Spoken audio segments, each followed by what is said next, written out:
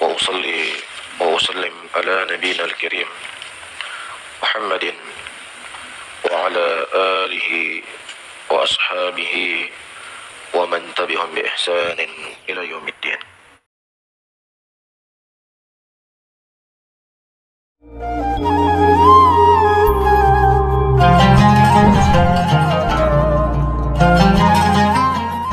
Assalamualaikum warahmatullahi wabarakatuh. Alhamdulillahi alal in'am wa syukru lahu alal ilham wa salatu wassalamu ala sayyidina Muhammadin ashrafil anam wa ala alihi wa sahbihi as-sadatil a'lam, amma ba'du. Sahabat-sahabat Aswaja, seluruh nahdliin, para subscriber dan penonton semuanya tanpa terkecuali dimanapun berada, baik yang setuju, yang sepemahaman dengan saya ataupun tidak, saya tak lupa untuk mendoakan teman-teman semua. Semoga Allah Subhanahu wa Ta'ala senantiasa memberikan rahmatnya, taufiknya, hidayahnya, maghfirahnya, memberikan kelancaran rezeki dan kesehatan kepada kita semua. Amin Allahumma amin. Saat saya beberapa kali mengomentari ustadz-ustadz Wahabi tentang mengarang salawat. Karena ustadz-ustadz Wahabi itu menafikan atau tidak memperbolehkan umat Islam ini, kita ini mengarang salawat. Salawat itu adalah salawat yang memang diajarkan Rasulullah Shallallahu Alaihi Wasallam terhadap para sahabat. Tidak boleh mengarang salawat lain. Ada salah seorang dari mereka, mungkin ini yang komentar, namanya Kafi Ali. Assalamualaikum untuk Pak Ustadz Kafi Ali, Pak Kafi Ali. Pak Kafi Ali ini beberapa kali komentar kepada saya ketika saya membandingkan bahwa ternyata ustadz-ustadz Wahabi itu juga mengarang salawat. Salawat yang dibaca di muqaddimah mereka ketika taklim ataupun ketika khutbah Jumat, sebagaimana yang dibaca oleh Pak Syafiq Riza Basalama, Pak Dr. Syafiq Riza Basalama. Menurut pemahaman Kafi Ali di dalam komentarnya ini, saya katanya tidak bisa membedakan mana ibadah mahdhah dan mana ibadah ghairu mahdhah. Apakah mungkin dalam benak beliau ketika sholawat dibaca ketika muqaddimah taklim, muqaddimah khutbah baik Jumat ataupun lainnya, ini ranahnya bukan ibadah mahdhah, barangkali begitu. Dan kalau ibadah ghairu mahdhah berarti boleh dong mengarang salawat seperti itu. Padahal namanya salawat itu kan umum. Salawat di mana dibaca dimanapun dia salawat. Nah, salawat yang dibaca itu, salawat yang dibaca hasil karangan kita itu, ketika dibaca di khutbah maka menjadi boleh, kata Pak Kafi Ali. Begitu kan? Kan seperti itu. Nah, ketika saya mengomentari Ustadz lagi, yang barusan saya mengomentari Ustadz Chandra Aditya itu tentang salawat mengarang sendiri, bahwa saya sudah ungkapkan di sana bahwa Syekh Soleh Al-Munajjid, ulama Wahabi Arab Saudi itu, Salafi Wahabi itu memperbolehkan mengarang salawat bi ayyi lafdin, dengan lafaz apa saja silahkan kita untuk salawat. Dan juga salawat yang dikarang oleh Ibnu Mas'ud saya sudah ungkapkan di sini. Nah, kemudian Pak Kafi Ali ini komen kepada saya, salawat yang dibaca di muqaddimah yang dijadikan perbandingan, begitu katanya. Jadi intinya menurut beliau, sholawat ketika dibaca di muqaddimah taklim atau muqaddimah khutbah ini bukan bid'ah menurut pemahaman mereka, menurut pemahaman Kafi Ali ini. Jadi saya ini tidak bisa membedakan mana ibadah mahdhah dan mana ibadah ghairu mahdhah. Baik Pak Kafi Ali, saya dulu pernah mengajak jenengan untuk diskusi, cuman sayangnya waktu itu kebetulan keponakan saya di Jawa mendadak meninggal dunia, saya harus ke sana. Baik, saya juga tetap masih mengharapkan Anda untuk diskusi dengan saya. Tetapi syaratnya apa yang Anda sampaikan harus semuanya berdasarkan referensi dan Anda menunjukkan bukti kitabnya. Dan juga apa yang akan saya sampaikan itu saya akan beberkan kitabnya. Saya catat di sini, saya terangkan sebagai prolog untuk Anda. Kalau memang jenengan itu tetap mau nikat diskusi dengan saya, ibadah mahdhah dan ghairu mahdhah saya jelaskan. Ini saya ambil di kitab Mukhtasar Syarhi Tashilil Aqidah Al-Islamiyah karangan Abdullah bin Abdul Aziz, silakan Anda cek. Ibadah ada dua, ada mahdhah dan ibadah ghairu mahdhah. Sekarang saya bahas mahdhah dulu. Apa sih ibadah mahdhah itu? Ibadah mahdhah itu adalah al-aqwal wal af'al allati hiya ibadatun min asli masru'iyatiha. Perbuatan atau ucapan yang asal disyariatkannya itu memang sudah ibadah. Jadi sudah menjadi ibadah dari awal disyariatkannya, ini adalah ibadah, baik itu perbuatan ataupun amal. Allati dallad dalilu ala tahrimi sorfiha li ghairillah. Yang mana dalil atau lainnya dalil ini sudah menunjukkan, sudah memberikan rambu-rambu kepada kita kalau ibadah mahdhah jangan dipersembahkan untuk selain Allah Subhanahu wa taala. Ini mahdhah.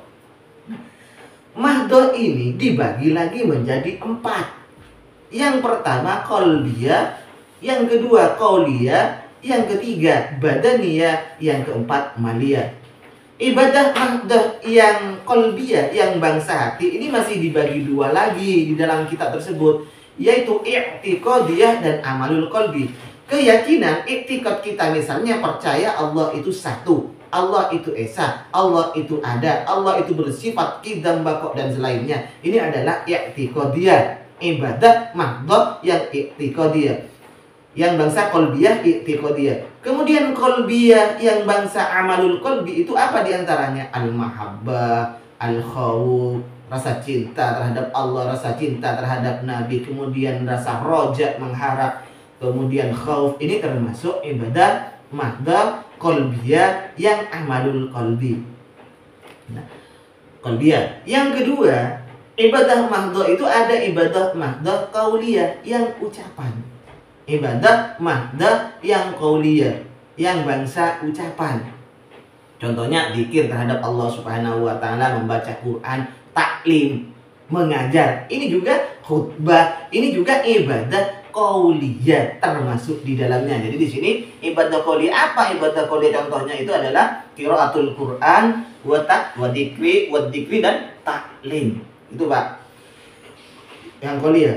Kemudian ibadah badaniyah, mahdhah yang badaniyah. Contohnya, apa yang badaniyah? Sholat, kemudian sujud, kemudian puasa, kemudian haji. Haji ini juga termasuk ibadah badaniyah. Selain nanti yang terakhir termasuk amaliyah, ibadah mahdhah yang harta, sebangsa harta. Contohnya haji dan i'tauz zakat, membayar zakat, adzabhu, menyembelih kurban. Itu kan maliyah itu. Kemudian nadar, kita bernadar untuk memberikan harta kita terhadap orang ini A, B, C. Nah, itu juga termasuk ibadah mahdhah yang maliyah. Nah, ibadah mahdhah yang dikategorikan ada 4 ini dibagi lagi Pak Kafi Ali menjadi ibadah mutlaqah dan ibadah muqayyadah. Ini yang harus Anda pahami ya. Jadi ibadah mahdhah yang 4 itu kemudian dibagi secara garis besar menjadi mahdhah mutlaqah dan mahdhah muqayyadah. Apa mahdhah mutlaqah? Penjelasannya bisa Anda lihat di dalam kitab Muqaddimah fi Ilmil Ittiba. Di sana dijelaskan mahdhah mutlaqah adalah kullu ibadatin amara biha syari'. Setiap ibadah yang diperintahkan oleh syariat, tapi walam yuhaddid laha zamanan au makanan au adadan au halatan muhaddadah. Syari' memerintahkan untuk mengerjakan ibadah tersebut, tetapi tidak ditentukan zamannya, tidak ditentukan waktunya, tidak ditentukan tempatnya harus di mana, tidak. Kemudian hitungannya juga tidak ditentukan. Keadaan tertentunya harus bagaimana orang yang mengerjakan ibadah seperti itu juga tidak dibatasi oleh syariat. Ini namanya ibadah mahdhah yang mutlaqah. Nah, dalilnya Pak, kalau ibadah yang biasa digaungkan oleh orang Wahabi adalah al-aslu fil ibadah al-man'u, asal dari ibadah itu haram, tercegah untuk dikerjakan sebelum ada dalil yang menjelaskannya. Nah, itu kalau ibadahnya mahdhah yang muqayyadah. Tetapi Anda, orang-orang Wahabi lupa di bawah kaidah itu ada kaidah lagi. Apa? Al-aslu fil ibadah al-mutlaqah, asal dari ibadah yang mutlaqah at-tawassu' atau at-tawsi'ah. Asal dari ibadah yang ibadahnya itu masuk dalam mutlaqah, tidak dibatasi oleh syariat, maka ini at-tawassu', diberi keluasan terhadap kita kapan saja boleh. Ya terserah mau gimana sudah. Namanya ibadah yang mutlaqah bukan muqayyadah. Nah sekarang, apa itu ibadah muqayyadah? Ibadah muqayyadah adalah al-ibadah allati haddadaha syari bi tariqatin mahsusatin. Ibadah yang telah ditentukan oleh syariat, oleh syari, batasannya, kaifiyahnya, jumlahnya, caranya bagaimana, tempatnya di mana. Ini sudah dibatasi oleh syariat, sudah dijelaskan oleh syariat, termasuk haji itu ya. Harus dikerjakan pada bulan ashurul hajj, harus dikerjakan pada bulan haji, Dzulhijjah itu. Kemudian waktunya kapan, waktunya itu, kemudian tempatnya di mana, itu sudah dijelaskan.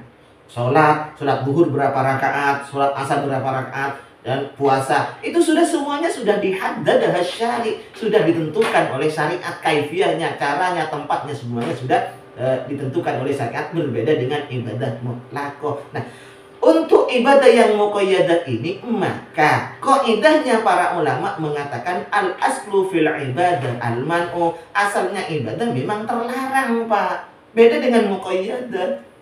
Nah, yang saya tidak masuk akal ya, akan saya tanyakan sebenarnya kalau Anda mau diskusi dengan saya. Ketika Anda mengatakan di dalam komentarnya bahwa ketika kita muqaddimah pakai sholawat atau pakai alhamdulillah di dalam khutbah kita, baik khutbah Jumat ataupun taklim kita mengajar itu, karena mau pakai iya, tidak pakai iya, kemudian dasar ini Anda masukkan menjadi ibadah ghairu mahdah misalnya, dan diperbolehkan untuk berkreasi mengarang sholawat sendiri, ini kan lucu.